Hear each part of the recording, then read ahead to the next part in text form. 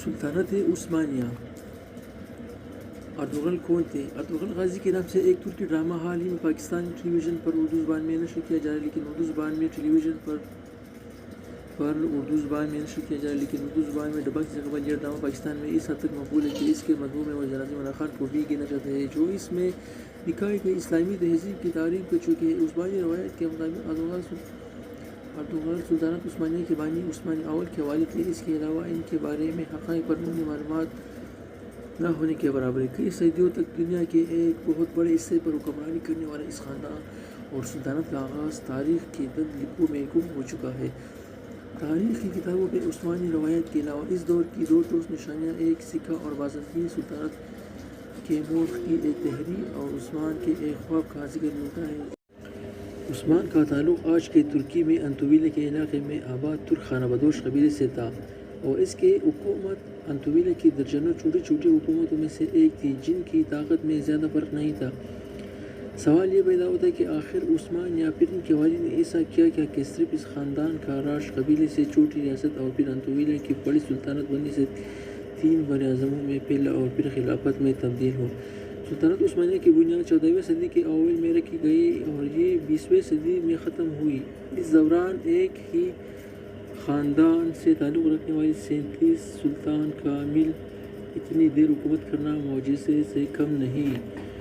مورخ کرنولین فنکال نے اپنی کتاب عثمان کا خواب سلطنت عثمانیہ کی کہانی میں لکھتے ہیں کہ عثمانیوں کی کامیابی کی وجوہات کچھ بھی ہو، لیکن ان کے انطویلہ، وہ علاقہ جو کسی حد تک آج کے ترکی حدود میں مطابقت رکھتا ہے، اپنے ہمسایوں کے ساتھ 2 صدیوں پر پھیلی ہوئی لڑائی انتہائی سخت تھی۔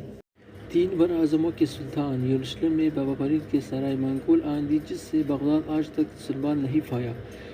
قسطنطینیہ کی فتح جس سے یورپ آج تک نہیں بھولا۔ ارطغرل کے بارے میں عثمانی روایات۔ فنکار لکھتے ہیں کہ عثمانی روایت کے مطابق ارطغرل نامی ایک قبائلی سردار شمال مغرب انطویلہ میں آ کر سلجوق اور بازنطینی سلطنتوں کے بیچ کے علاقے میں آباد ہوا، اور اس روایت کے مطابق سلجوق سلطان نے ارطغرل کا عثمان سے کیا تعلق تھا۔ ایک اور مورخ اسٹینفورڈ جے اپنی کتاب سلطنت عثمانیہ کی تاریخ اور جدید ترکی میں اس روایت کا ذکر کرتے ہوئے لکھتے ہیں کہ سلطنت عثمانیہ کی شروعات تاریخ کے طالب علموں کے لیے ہمیشہ سے اہم سوال رہا ہے، لیکن اس دور کے ذرائع کی کمی اور بعد میں کے ادوار میں لکھی گئی روایات میں تضاد کی وجہ سے پورے یقین سے کچھ کہنا مشکل ہے۔ انہوں نے اسی مشہور روایت کو بیان کرتے ہوئے لکھا کہ عثمانیوں کا جد امجد مسلمان شاہ تھے جو خوائی قبیلے کے سردار تھے اور 12ویں صدی کے آخر میں شمالی ایران کے ایک علاقے میں آباد رہے۔ روایت کے مطابق منگول حملوں کے پیش نظر دیگر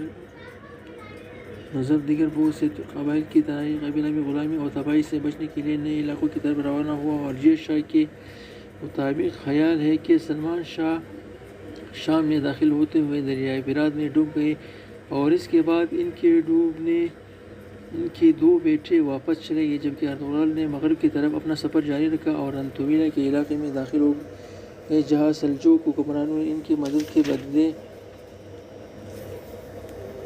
انہیں انطویلہ کے مغربی علاقے میں زمین دے دی۔ جے شاہ کی کتاب میں درج اس روایت کے مطابق ارطغرل 1280 میں چل بسے اور قبیلے کی قیادت ان کے بیٹے عثمان کو مل گئی۔ نامعلوم تاریخ والا سکہ۔ فنکار لکھتے ہیں کہ عثمان کے دور سے ملنے والا واحد سکہ اگر اصلی ہے تو اس سے ثابت ہوتا ہے کہ ارطغرل یقیناً تاریخی شخصیت تھے۔ اس پر درج ہے جاری کردہ برائے عثمان والد ارطغرل درج ہے۔ فنکار مزید لکھتے ہیں کہ عثمان کا اپنے نام پر سکہ جاری کرنا ثابت کرتا ہے کہ وہ اس وقت صرف ایک قبائلی سردار نہیں تھے بلکہ انطویلہ میں اپنے آپ سلجوق منگول سلطنت کے سائے سے باہر ایک خود مختار شروع ہو چکے تھے۔ تاریخ میں عثمانیوں کا پہلا ذکر۔ فنکار لکھتے ہیں کہ عثمانیوں کا پہلی بار ذکر سن 1300 کے قریب ملتا ہے۔ اس وقت ایک بازنطینی مورخ نے لکھا کہ سن 1301 میں بازنطینی فوج کا سامنا عثمان نامی ایک شخص کی فوج سے ہوا۔ جنگ باقیوس کہلانے والی یہ لڑائی قسطنطینیہ استنبول کے قریب لڑائی گئی تھی اور اس میں بازنطینی فوج کو بری طرح شکست ہوئی، لیکن عثمانیوں کا بازنطینی سلطنت کی برابری کرنے میں ابھی بہت وقت تھا، اور جب ایسا ہوا تو اس کے ساتھ ہی ایک خاندان کا اچانک گمنامی سے نکل کر اتنا آگے آنے آنے والے میں کئی کہانیوں نے بھی جنم لیا۔ مور کہتے ہیں کہ عثمانی اس لحاظ سے خوش قسمت تھے کہ ان کا علاقہ قسطنطنیہ کے قریب تھا، جس سے کبھی بھی کامیابی کی صورت میں بڑا انعام یقینی تھا۔ مورخ کہتے ہیں کہ عثمانی اس لحاظ سے خوش قسمت تھے کہ ان کا علاقہ قسطنطنیہ کے قریب تھا، جس سے کبھی بھی کامیابی کی صورت میں بڑا انعام یقینی تھا۔ عثمان کا خواب۔ مورخ لیسی پی پیرس نے اپنی کتاب the imperial harem women and sovereignty in the Ottoman empire میں لکھا ہے کہ سلطنت عثمانیہ کے آغاز کے بارے میں سب سے زیادہ سنی جانے والی روایت کے مطابق عثمان نے اپنی ابتدائی کامیابی کے بعد ایک خواب دیکھا تھا۔ اس خواب میں انہوں نے دیکھا کہ ایک درویش شیخ ادیبالی کے سینے سے چاند نمودار ہوتا ہے اور اس کے اپنے سینے میں داخل ہو جاتا ہے۔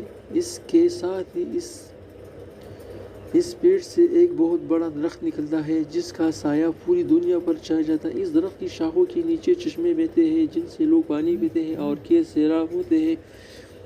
عثمان نے جب شیخ ادیبالی سے تعبیر پوچھی تو انہوں نے کہا کہ خدا نے عثمان اور اس کے اولاد کو دنیا کی حکمرانی کے لیے چن لیا ہے، اور انہوں نے کہا کہ ان کے سینے سے نکل کر عثمان کے سینے میں داخل ہونے والا چاند ان کی بیٹی ہے، اور جو اس خواب کے بعد عثمان کی اہلیہ بن گئی۔ فنکار لکھتی ہے کہ ابتدائی عثمانی سلطانوں کو اپنے آغاز کی تاریخ معلوم کرنے سے زیادہ دلچسپی دوسروں پر حکومت کے اپنے کو ثابت کرنے میں تھی، اور ان کے نزدیک ان کی سلطنت کا آغاز ایک خواب سے ہوا تھا جو عثمان نے ایک بزرگ درویش کے گھر میں قیام کے دوران دیکھا تھا۔ وہ مزید لکھتی ہے کہ اس خواب کی کہانی کے حق میں دستاویزی ثبوت بھی تاریخ میں ملتا ہے، اور وہ یہ ہے کہ سلطنت عثمانیہ کے ابتدائی دور کی زمینوں کے کاغذات سے اندازہ ہوتا ہے کہ عثمان کے دور میں ادیبالی نامی بزرگ موجود تھے، اور اس بات کی بھی کچھ شہادت ہے کہ ان کی بیٹی عثمان کی 2 بیویوں میں سے ایک تھے۔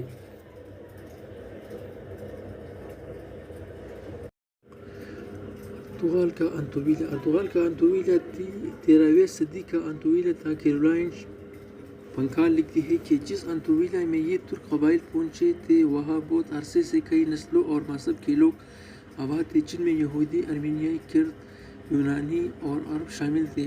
اس علاقے کے مغرب میں ماضی کے مقابلے میں بہت کمزور بازنطینی سلطنت تھی، جس کا اختیار آج دنوں میں انطویلیہ سے ہوتا ہوا شام تک تھا، اور مشرق میں سلجوق جو اپنے آپ کو رومی سلجوق کہتے ہیں۔ 13ویں صدی کے وسط میں منگولوں کے ہاتھ شکست نے سلجوقوں کو کمزور کر دیا، اور وہ منگولوں کو نذرانے دینے پر مجبور ہو گئے تھے۔ ماضی کے 2 طاقتور حکومتوں کا اختیار ان کی سرحدوں کے درمیان واقع غیر یقینی صورتحال کے اس علاقے میں نہ ہونے کے برابر تھا، لیکن یہ صرف جنگجوؤں کی آمد جگہ نہیں تھا۔ مہم جوئی کرنے والوں کے علاوہ یہاں وہ لوگ بھی تھے جن کے پاس جانے کے لیے کوئی اور جگہ نہیں تھی۔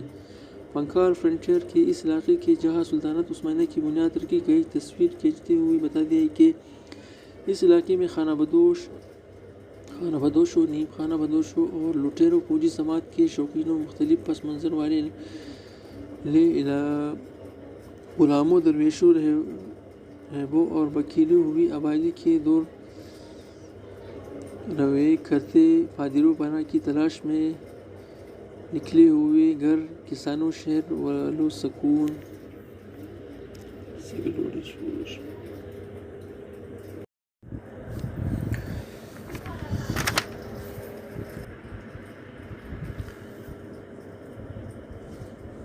اس علاقے میں خانہ بدوش، نیم خانہ بدوشوں، لٹیروں، فوجی مہمات کے شوقینوں، مختلف پس منظر والے غلاموں، درویشوں، رہبوں اور بکھری ہوئی آبادیوں کے دورے کرتے ہوئے پادریوں پناہ کی تلاش میں نکلے ہوتے ہیں۔